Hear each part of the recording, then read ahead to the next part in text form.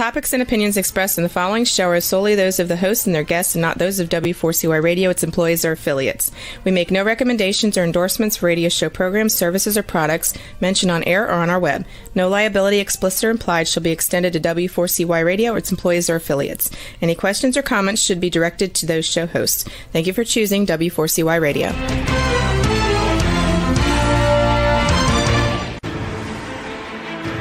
What's working on purpose anyway? Each week, we ponder the answer to this question. People ache for meaning and purpose at work, to contribute their talents passionately and know their lives really matter. They crave being part of an organization that inspires them and helps them grow into realizing their highest potential. Business can be such a force for good in the world, elevating humanity. In our program, we provide guidance and inspiration to help usher in this world we all want, working on purpose. Now, here's your host, Dr. Elise Cortez.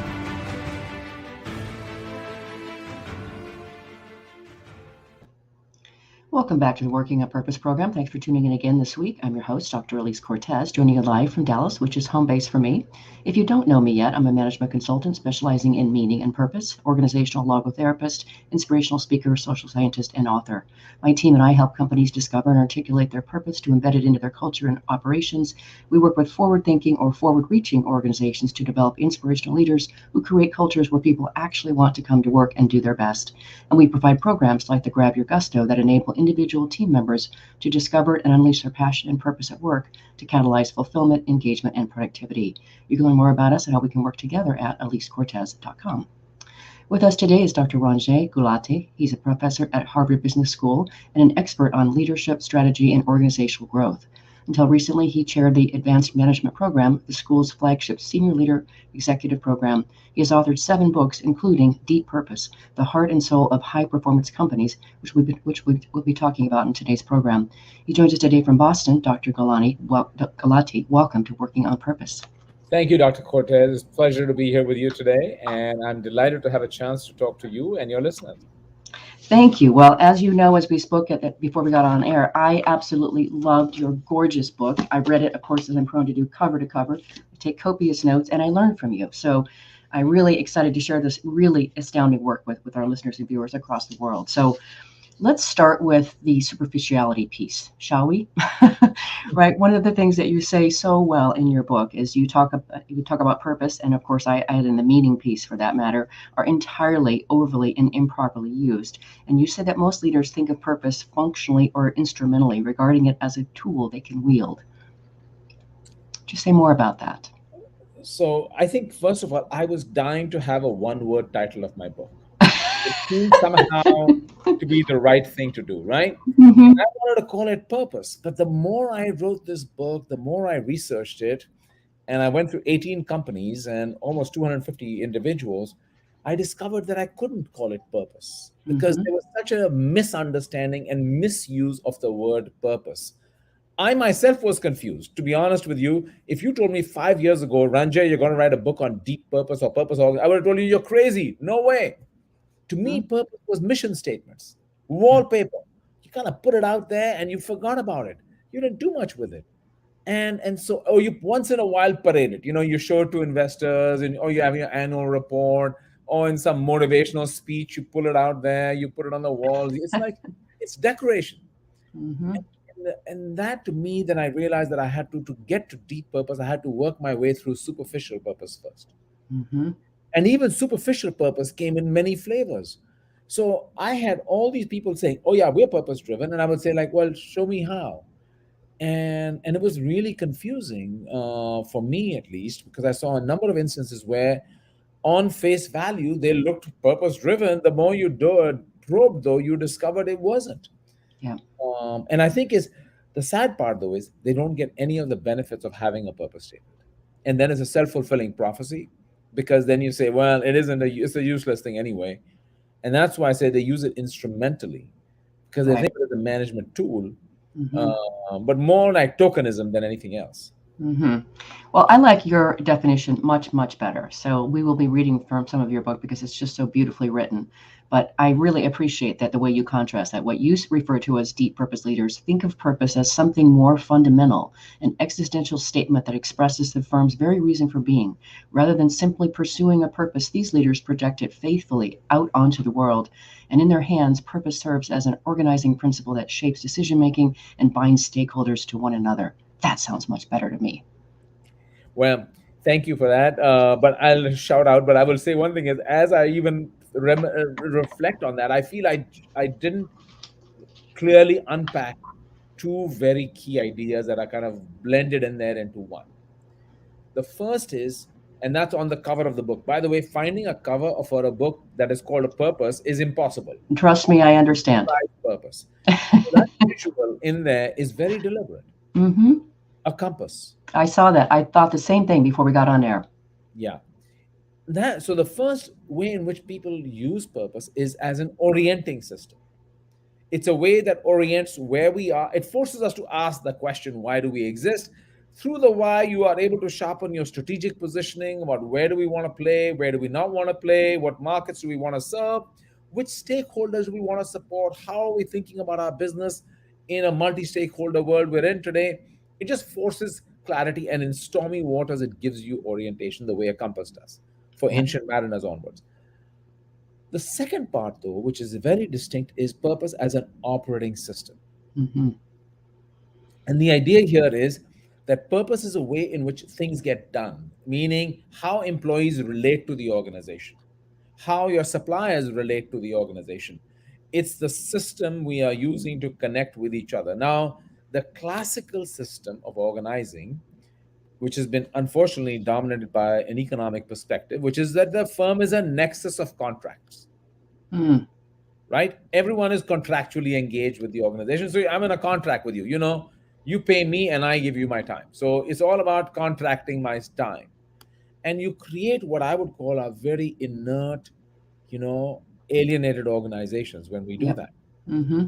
And so, how do you create an operating model where the connection, the way you described even your own very purpose, if you will, I was listening earlier on, is about creating a workplace where people feel connected in a different way to the organization. So, the operating system is very distinct from the compass idea. Yes, completely see that. And as we go, we're going to keep peeling this. This is just there's so much depth that you have in your book that of course, that's what I crave and love and want to bring out to our listeners and help educate the world and bring people along. So you're coming with, and you're the one spearheading us on. So you go on to say, and it just gets better, is you actually found a study and then did a study of your own, of course. You did with companies that have gone through unusually deep with purpose, and that they treated purpose as an existential intention that informed every decision, practice, and process. They adopted purpose as their operating system, as you just said, perceiving it as a vital animating force with near spiritual power. That's so important, near spiritual power. People get freaked out about that. And as a result, they navigated the tumultuous terrain of multi-stakeholder capitalism for more adeptly than most, increasing value for all stakeholders, including investors, over the long term. So there's really important things there. The spiritual piece and the long-term piece is all really important. It doesn't get talked about. So, I think the reason I say you have to be all in is the world has become a very cynical place today, It has, yeah. especially around purpose, because so many companies have gone through the purpose charade, right? Or It's what people true. call purpose washing. I Mm-hmm. mean, Theranos had a purpose, by the way. You should read Theranos' purpose. You should read Enron's purpose. You should read Purdue Pharmaceuticals' purpose. Mm-hmm. All invoke this kind of nobility of intention. We are dutiful. We are responsible. We want to change Right. the world in a better way. Look at what's happening to Spotify this week, right? That's a case study to watch. Or Facebook, right? When companies kind of parade a purpose, and unfortunately, you see a lot of this in some of the tech sector right now, that they're suddenly emerging that everyone has been talking about a purpose, but it doesn't really mean much. Right. How do we take purpose seriously and break this cycle of distrust to one where people actually buy into you? And if I look at the companies, I looked at large and small companies, And so to me, it was fascinating. I first saw it in small companies that start to grow fast. The founder has a belief, and it wasn't just the Ben and Jerry's and the Patagonias of the world, right? I was looking at Gotham Green. I was looking at One Mighty Mill. I was looking at Livongo. I'm looking at companies that are fast growth. And when the founder, either the company grows up and suddenly they're lamenting the loss of something. Mm-hmm. And I wrote an article called The Soul of a Startup, because they were calling it in soulful terms. Like, oh, it's something, it's a nostalgia about something was good. I said, what? And I discovered, after some digging, one of the pillars they lost was purpose. That somehow that connection to purpose. So small growing to large, you can see that happening. Yep. But then I saw large companies doing it. I mean, a classic example is Microsoft with Satya Nadella, but I also saw it at Lego. I also saw it at Etsy. So it was not just small companies engaged in a purpose exercise. Okay, so that gives us a lot more depth. And then there's another piece here yet still that we haven't talked about, that I haven't heard many people, actually I haven't heard anybody talk about it this way. You also add one more element to this, Dr. Kolati, and that is this notion of adding in moral values to the purpose piece, the purpose statement. So that is when I see that, I recognize that by other companies that I've seen that I believe are practicing and operating through the purpose, but I've never heard anybody outright talk about the importance of embedding moral values into the purpose piece. Well, I think it's really interesting what has happened about the segregation of economic life from human life. And somewhere along the way, in this pursuit of shareholder value maximization, we came to a belief system that businesses have no role to play in anything to do with society at large. I'm neutral. I don't want to, because that social stuff gets political very quickly, and we don't want business involved in politics, even though they are heavily involved in politics. But we go through this kind of idea that, no, I'm not taking a stance on this loaded issue. I think society has shown us, and individuals shown us, that's not acceptable. Sitting on the sidelines is not a stance, not acceptable. Take a position, right? You saw that with Delta Airlines had to take a position when it came to voting rights or other issues, very, very challenging issues, and companies take a hit for it, right? Levi Strauss taking a stand on gun rights, or CVS taking a stand on tobacco. So you suddenly start to see society pushing companies to have a stance on these issues. And the word moral makes people queasy, because it's somehow gotten this bad rap. You see, I think we have to understand that organizations have to come to realize they have to have both goals. I want to deliver profit. I want to deliver returns for my shareholders. Absolutely no. And let's talk about that too. Purpose and profit. I want to come to that, because that's another confusing source. But along with goals, there is duties and responsibilities. We're not just obeying the law. It is more than that, and society expects more of us. And you can see the Business Roundtable rewriting their purpose statement and saying we have to take a stance on sustainability. You can see Larry Fink's influential letters, really, advising public company CEOs, you got to take a stance, and purpose becomes a kind of proxy or a litmus test. By the way, and also, are you thinking long term? Not just short term.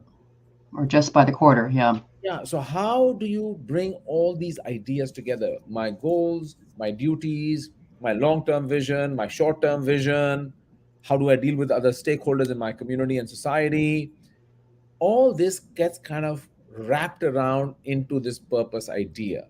And I think the part I think is important to understand, this is something I've realized after finishing the book, a purpose of a company is not a purpose statement. Right. So we kind of somehow say, oh yeah, purpose means having a purpose statement. And it was really interesting. Financial Times did a great article. I love the title. It was called "The Baffling Search for Purpose in Purpose Statements." That's excellent. And a cruder version of that was an academic who wrote an article about more than a decade ago called "Sex, Lies, and Mission Statements." So I think we have to understand that leaders need to be able to articulate a purpose, which may have to then become a statement. So there's a one-liner that Microsoft did, right? Best Buy, and some of them have to revise it over time. Best Buy has been through four. Microsoft has been through three of them. Johnson and Johnson has a credo. They've kept the Yeah. original credo, but they've evolved it over time. I've seen it. So I think the question is, how do we go beyond a statement? How do we make it real? How do we bring it alive? Yeah, we're going to talk more about that. And believe it or not, we've already got to our first break. It goes by so fast. I'm your host, Elise Cortez. We run the air with Dr. Ranjay Gulati. He's the author of Deep Purpose, the Heart and Soul of High Performance Companies. We've been talking a bit about his work and his research and what he's learned about companies who practice deep purpose. After the break, we're going to hear more about how they actually pull it off. Stay with us. We'll be right back.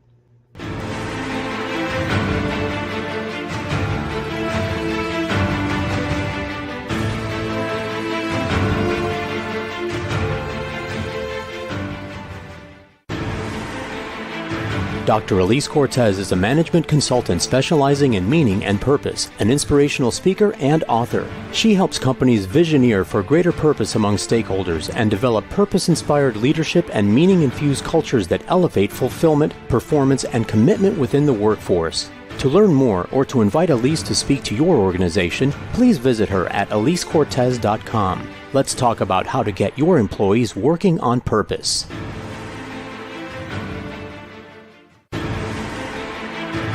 This is Working on Purpose with Dr. Elise Cortez. To reach our program today or to open a conversation with Elise, send an email to Elise, A-L-I-S-E, at elisecortez.com. Now, back to Working on Purpose.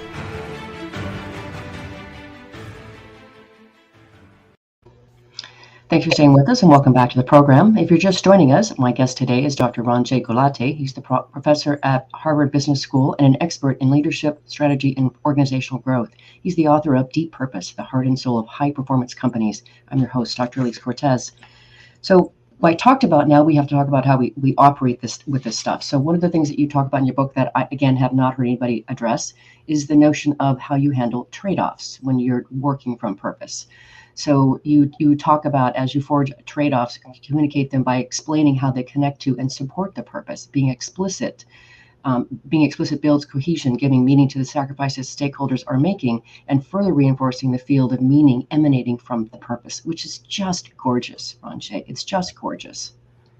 Well, thank you, Dr. Cortez. I want to just say first things. Purpose equals profit. Let me be very clear. This is not charity. This is something that I had to come to realize. A lot of people think of purpose as CSR, which is a sideshow. So I put a foundation in place. We do a little outreach in the community. We do whatever. Once in a while, if there's a tragedy, we kind of also put out some money, and we have a earmarked budget. We have a head of CSR. Purpose is working from the core of the business, not in some sideshow on the margins or periphery of the business, right? Now, once you bring purpose into the center of what you're doing, into the very business itself, now you're thinking, I have to make some messy choices. Yep. And I have an article coming out next week in the Harvard Business Review, which is called The Messiness of Purpose. Because people somehow came up with this idea, this is what also came about, was people said, oh, purpose means win-win.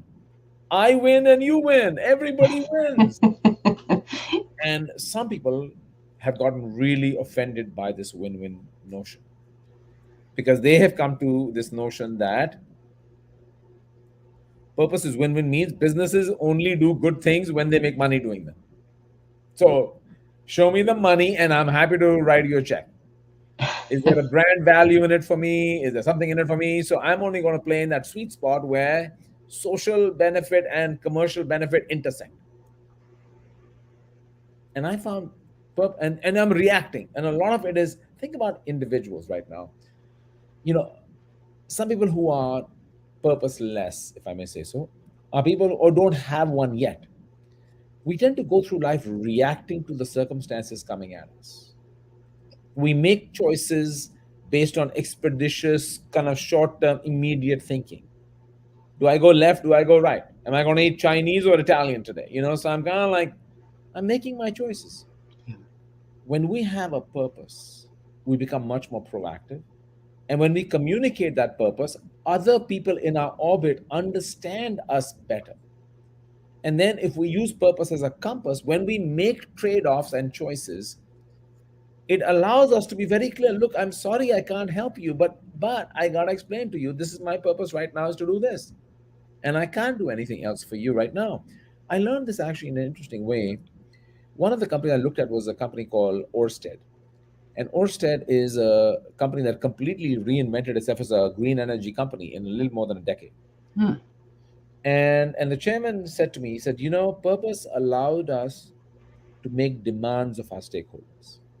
Instead of reacting to our stakeholders, we could tell them, I'm sorry, this is what I need from you. Remember, I'm trying to become, and you open a pathway, because I'm not going to be green overnight. It's going to take me a decade to get there. So my journey is going to be messy along the way. So listen, cut me some slack, and help me, partner with me, collaborate with me, as opposed to kind of making my life difficult. Hmm. So how do we create a model of engagement with the world at large around a common belief? And it's when it works, but it really works. But I think you have to convince the skeptics who still can't get over the idea. This sounds just too good to be true. It's just too good. Ranjay, it's too good to be true. I'm sure you work with so many companies around this topic. I'm sure one of the first things you encounter within Yeah. it's Oh, just I've not. been laughed at many times. Oh, yes. Well, but so here's an essential ingredient which I wanted to get to next. It's being idealistic. So one of the other great things you say, and I have to read this passage because it's just gorgeous, is you say deep purpose leaders are the best kind of idealists, struggling endlessly to marry their dream seeking with the realist's hard edge. The injection of reality doesn't pollute idealism, but rather enables people with lofty ideals to actually improve human existence. And here's the greatest paradox of them all. In bending idealism's arc to accommodate the messiness and imperfection of commerce, deep purpose leaders ultimately do generate more value for everyone. Understanding and pursuing such value creation to the fullest can empower more leaders to do the hard, never ending, but ultimately fulfilling work of bringing purpose to life.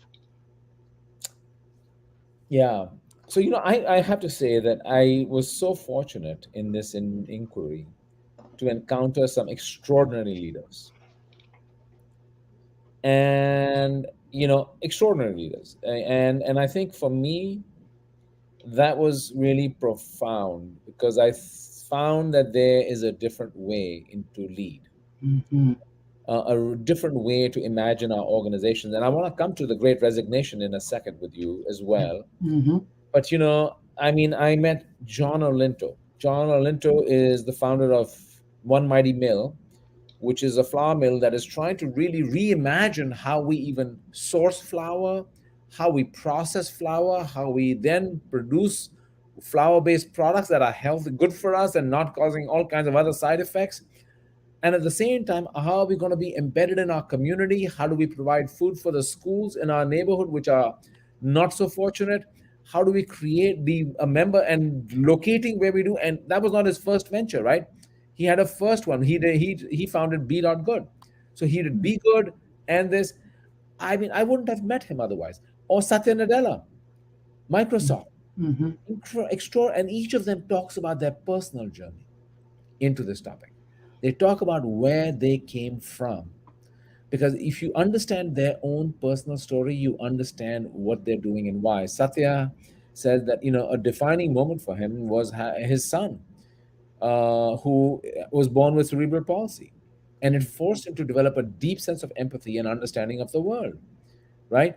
I talked to Niran Chowdhury, the CEO of Panera, who tragically lost two children to a rare genetic disorder, one of whom died as a teenager, and slowly over a couple of years. How that shaped who he is. So tragedy shapes some of us, Yes. where we came from shapes, and that purpose then says, I think I can create an environment where others thrive. Um, I'll do a shout out to Ariana Huffington with her whole new venture called Thrive Global. I mean, the word thrive has so much to say, and I think if you look at the Great Resignation or whatever we're calling it, so this is another one right now, right? The Great Resignation. My God, people are leaving. You know what Yeah. the answer is? The answer is we got to pay them more. In fact, CNN called it the Great Upgrade. Right. want an upgrade. Okay, fine. I agree. There are many occupations that desperately need an upgrade, and I'm so glad we are doing that upgrade.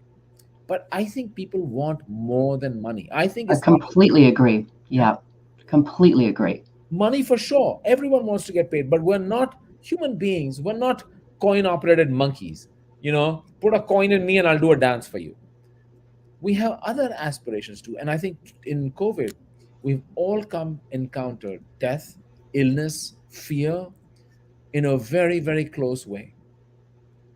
And as you think about that, what happens is that we expect more of our lives, we expect more of our work. So I think it's the great rethink. To me, what's going on is the great rethink of life and work. Now, we leaders, what are we going to do about that? And I actually am writing my next book as well, and we'll be addressing that as well. So I have clients that literally there are people are just flying out the doors, and so we're working with them to be able to address that. So you talk about four distinct benefits in your book that about purpose that I think can really help, right? And I'm completely with you, Dr. Gulati, that it's not necessarily about the money. There's so many other factors, well-being, and do they care about you, and is this work meaningful? Am I part of something that's bettering the world, right? So you talk about four benefits. One of them is directional. So will you speak to each of these four for us and kind of bring them to life for us? So, absolutely.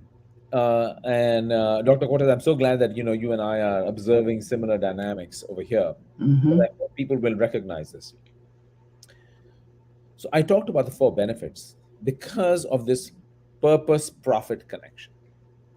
So there's a huge effort underway among academics, consultants, and even finance people about trying to correlate purpose and performance. Yes.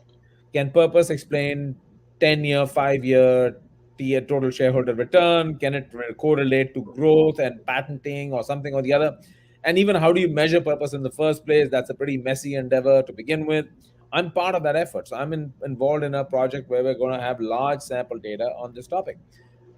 But I said, okay, I'm talking to people. I want to ask them, how can purpose benefit? I asked them, is purpose good for your business? And then the answer was universal. At least the companies I looked at was resounding yes. I said, how? And through those conversations, I discovered four pathways. The first is the most obvious one. People show up to work differently. If your people buy into purpose, but if they buy into, and then I have a whole discussion on how do you get them to buy in. Mm-hmm. If people buy into purpose, then you're going to have an inspired workforce, not even a engaged, but inspired workforce. And that's a whole different level of productivity. So Agreed. the second one is also obvious. Marketing people have talked about purpose branding, that customers are increasingly trusting of brands that stand for something bigger than themselves. So we have a reputational element to it. There's a third element, and the third element is relational. How do you connect to your community of stakeholders, suppliers? And I have examples of that. And then the last one is directional, that how you use it as an orienting system. So I wanted to carve out and show. Now there are some companies doing all of them. One of them is a Swiss company called Bueller. Mm. Nobody here will have heard of Bueller, but every one of you has been touched by Bueller at some point in time, because they make equipment that is the largest provider of equipment that processes a lot of the grain in the world. The milling machines, right? They process lentils, right? Oh, by the way, chocolates also. They have a chocolate processor. If you are eating Lindt chocolates or Nestle chocolates, so you have a lot of products that are touched by them. And pasta processing machines. So if you eat pasta, most likely you've been touched by them. And they said, okay, first of all, food is a major contributor to greenhouse gas emissions. Yeah. Okay, we're going to make our machines more efficient so there's less waste, and we'll make them more energy efficient. But our impact is going to be fractional. The biggest energy footprint of food comes from, besides, of course, vegetarian, non-veg, we'll go to the plant-based protein is a different conversation, is waste. Mm. Mm. Now because of our place in the food value chain, we know all of the players. Every one of them buys our machines. Okay, we're going to bring them all together. First, what's our purpose? Our employees better buy into our purpose. We're here to make the world a better, innovating for a better world. How are we going to do that? We're going to bring our whole value chain together, everybody together for a convening event, and we'll talk about why it's important and what can we all do about it. We're going to bring in experts. So how do you engage broader? I think to understand that and then drive performance. Is it going to help their performance? Absolutely. So I think we have to recognize that purpose is good for business. Well, and then yes, and then we have to actually learn how to say that well, right? So one of the other great things that you talk about is the importance of communicating the purpose with, and just the way that you describe that is so compelling. So would you say a little bit more about the way these deep purpose leaders describe their purpose? So I thought it was fascinating, Dr. Cortez, because I can talk about strategy, I can talk about my goals, I can talk about a lot of things. I can even talk about my mission statement, I can talk about vision statement, I can talk about culture. How do you talk about purpose? Mm-hmm.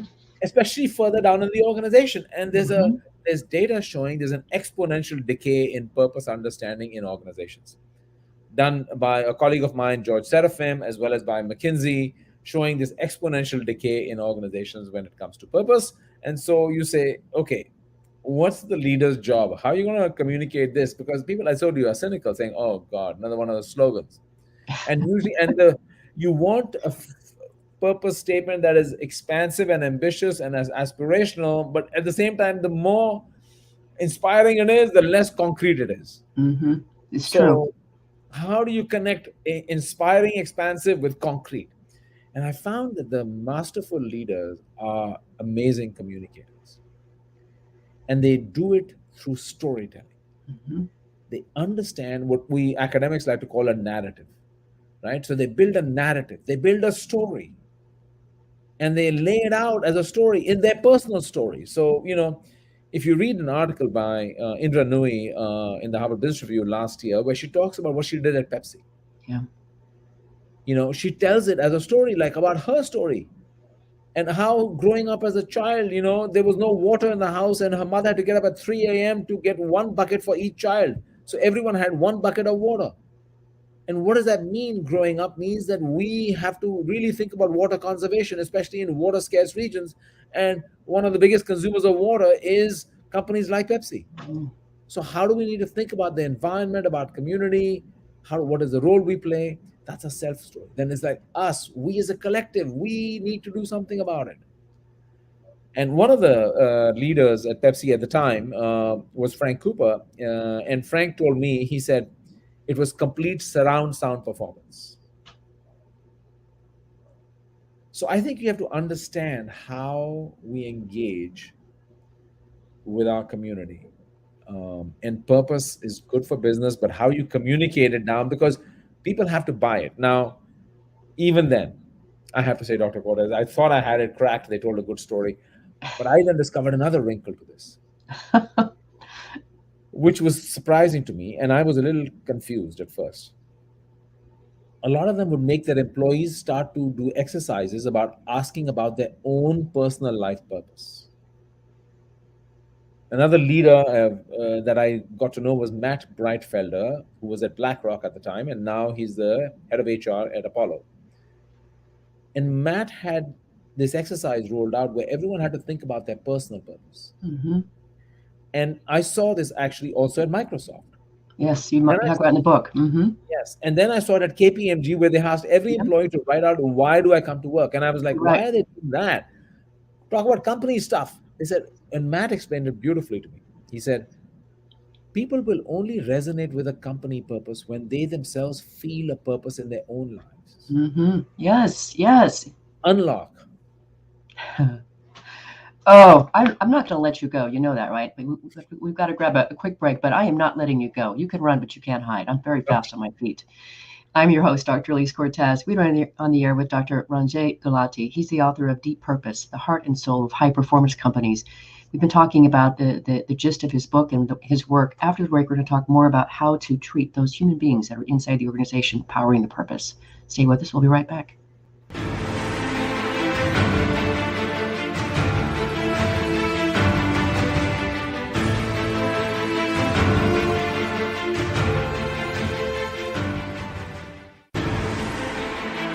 Dr. Elise Cortez is a management consultant specializing in meaning and purpose, an inspirational speaker and author. She helps companies visioneer for greater purpose among stakeholders and develop purpose-inspired leadership and meaning-infused cultures that elevate fulfillment, performance, and commitment within the workforce. To learn more or to invite Elise to speak to your organization, please visit her at elisecortez.com. Let's talk about how to get your employees working on purpose.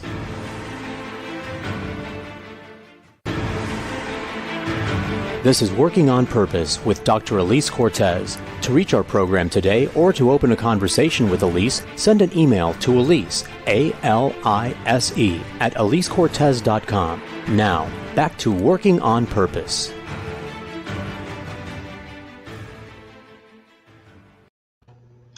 Thanks for staying with us and welcome back to Working on Purpose. If you're just joining the program, my guest today is Dr. Ranjay Gulati. He's the professor at Harvard Business School and an expert on leadership, strategy, and organizational growth.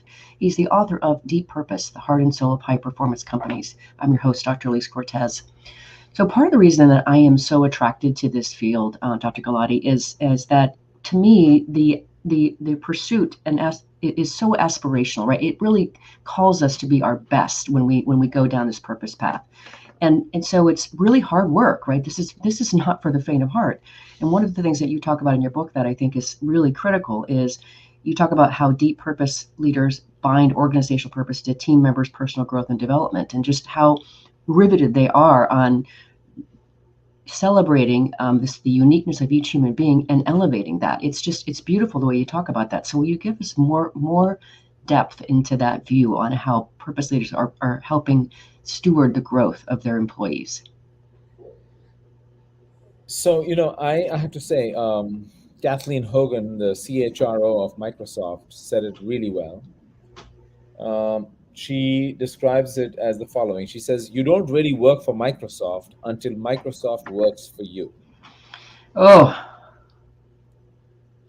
And you have to reflect on that statement, because I at first was confused of what that means, because I thought, oh, what do you mean Microsoft works for you? And the idea was, we want to elevate your life, right? And if we can't help elevate your life, then you shouldn't really be here. Now ask yourself what's behind that. So the first thing is, if you say I want to climb Mount Everest and I want to go bicycling and I don't want to show up to work, then that's not for you. This is not a free-for-all that we're giving you a blank check and don't need to show up to work. No, we want to align what we do, our purpose, with your purpose, and we're going to do our best to bring connection there. Our job is to empower with the world through technology. If you have an idea of something you believe in, right, even if it doesn't make Microsoft much money, we'll consider it. So John Cahan, one of the employees at Microsoft, had a very tragedy. He lost a child to SIDS. And so his team on their own got together and said, we need to find a way to help researchers understand SIDS better.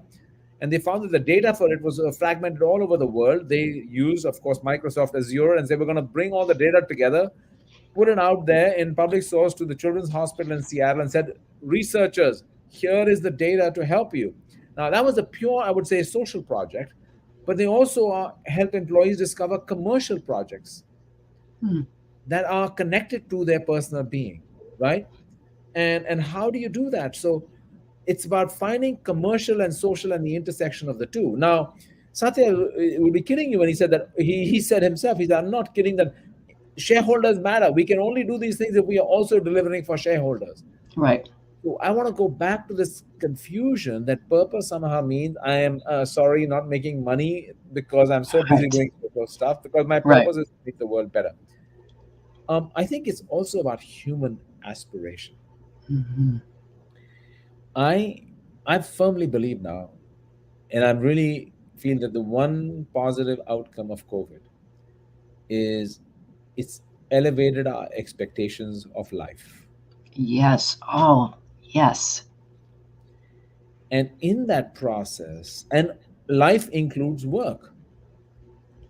And so I am pleased for those people who are willing to say, if this job doesn't speak to me, this company doesn't speak to me, I'm not going to belong here. And Neil Young said it beautifully. He said, leave I don't want to pick on Spotify. I don't know enough about it, but look at the words. It's gonna eat your soul. Yeah, right.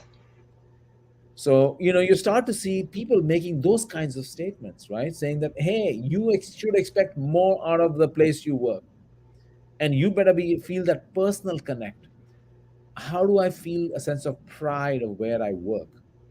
Right? And how do I feel more engaged? Now, this is not, I want to be very clear on this is, you can say this is just general diffuse. I work for the World Wildlife Fund, so I feel good about myself, and so or the Red Cross, and I feel good about, no, it also translates into what I do every day. Mm-hmm. So, is the organization trusting enough to empower me to feel like I am doing something meaningful in the actual work I also do? So it's across the board. Does that make sense? I mean, It does. And you actually the phrase that you use is caring leaders. You're actually referring to them as caring. I've had this show's been on air for 7 years now, and so I've had amazing conversations with people. We treated a lot of subjects, including, of course, the importance of developing emotional intelligence, and using that in your leadership, and also this notion of job purposing, right, and social purpose in your job, in your work. So yeah, I mean, I really appreciate your perspective that COVID has elevated what we expect of life, and I want to be part of championing that higher, which is why I bring people like you on my show. well, thank you. I must say, caring leadership is not my phrase. It comes from another really impressive individual I had a chance to meet, and that was Pete Carroll, the coach Okay. of the Seattle Seahawks. Okay, they didn't have a good season this year, but we'll let that pass. But his entire model of coaching, when he began doing it, was quite radical in the NFL. Now other coaches also do it. And it was this simple idea that I care about you as a person. You're not just a worker bee. You're not a number. You're not a player. You're not like, if you, and by the way, doesn't mean he's not demanding. If you don't deliver, he's going to trade you or let you lose. But he said, while you're here, I'm not going to just be directing you. I actually want to know you as a whole human being. Right. Who are you? Mm-hmm. Why are you here on this planet? And that's engaging in that personal dialogue, invites them to think about their own purpose and builds a deeper connection with your coach. So if we are going to be leaders as coaches, which everyone talks about, what does it really mean? And I think this notion that you want to get to know people as whole human beings, we all want to feel like we are valued for who we are, not for just the job we do. Absolutely. And I know this from the years of work that I've done in employee engagement work, surveying that and studying that, is the most critical, the most commonly referred to element of what drives engagement, connection, etc., is being valued and appreciated. And I must tell you, I wrote an article published about a month ago in the Harvard Business Review called "What Do Your Black Executives Really Want?" And it Hmm. was co-authored with my good friend and colleague Frank Cooper, who's the chief marketing officer at BlackRock. And we interviewed um, several dozen young black professionals, all of whom came out of elite background, elite universities, and in elite companies, the best of the best. Meaning every company is doing DEI and doing all that. And it was shocking for us to hear that very few of them would recommend their place of employer to any other black professional to come as work there. Hmm.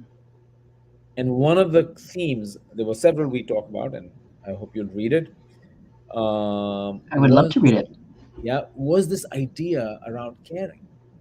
Hmm. Does my boss really care about me as a person? What are my aspirations? What are my ambitions? What are my constraints? What do I need help with? You talk about, we use all the right words, mentoring, support, but caring is a very simple and yet a very difficult idea. Hmm. It is. It so is. All right, so we're coming close to the edge of the show, and the last thing we have to talk about, which is so critical, it's toward the end of your book here, is you say, as powerful as purpose is when fully mobilized, it remains fragile. So how do we steward this beautiful thing called purpose, deep purpose? So look, it happens to us individually too, right? We may have a purpose in our lives, but then we get derailed. Something happens in our life, we get whacked left, right, center, or we have an opportunity comes up and we say, forget the purpose. I got to go for that. So we all have our kind of hiccups and roadblocks or whatever you want. But companies I found fascinating. And I actually saw this in iconic companies that once upon a time were, put on a pedestal. Johnson and Johnson, Right. like credo. And then you have about 20 years ago, a decade of scandal, shutdown of factories, the CEO having to apologize in front of Congress, fines. And you're like, what went wrong? Or you look at Boeing and the 737 MAX scandal. Boeing was a really proud engineering company on the frontier of safety in aviation. What went wrong? And so everyone says, it's the culture, must be the culture. And culture, yes, for sure. But I think if you really probe deeper, it was also kind of you lose your way. You lose Yes. the purpose. Mm-hmm. And I also saw this especially in founder-led companies where the founder who personifies a company and then leaves. And in some cases they come back, and when they come back, look at what Howard Schultz said when he came back to Starbucks many years ago. He said Starbucks has lost its soul. Yeah. Steve Jobs, when he came back, had the same thing to say as well. So there's something about organizations that is this kind of elusive but profound thing that we might call having a purpose. And that becomes an orienting system. I want to remind you again, purpose is profit. It's not, and I wish people would understand that look, here's a way to drive growth, achieve great success, and build a humane work environment where people want to come to work. Right. What's wrong with that? Sounds good to me. And I think you have been doing that. I think as I kind of look at what you've been doing, that's kind of the path you've been on, trying to get organizations to transform themselves into the workplace where everybody wants to come to work. Yes, that's what I've been up to. Mm-hmm. Yeah. And Bueller did that. I saw Bueller in just a couple of years of doing this kind of purpose efforts. They became among the top most desirable places to work in Switzerland. It works. I know. I believe you. It works. I'm in. So we're at the end already, Dr. Gulati. It goes by so fast. This show is listened to by people across the world, and they are out to join us to help develop workplaces where people actually want to come to work, do their best, and we do business that betters the world. What would you like to leave us with today? I hope all of us should expect more out of our lives. We should expect more out of our work. Don't sell yourself short.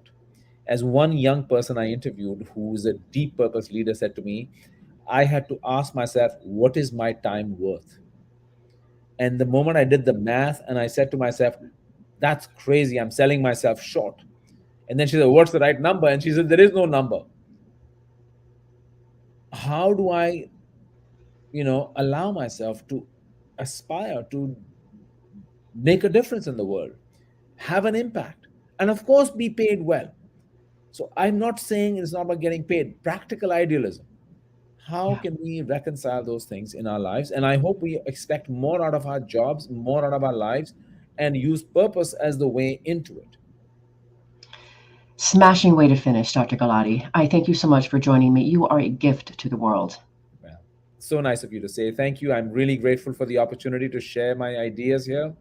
And I feel really fortunate to have had students who nudged me to study this topic and really nudged me to do that. And for all the leaders who shared their time with me to share their stories. Thank you. Absolutely. Absolutely. Hear, hear. If you want to learn more about Dr. Ranjay Gulati, his books or the work he does, you can start. There's two places I'm going to send you. One is his book site, which is deeppurpose.net. The other is his own personal site, ranjaygulati.com. Let me spell that for you. It's RANJAYGULATI.com.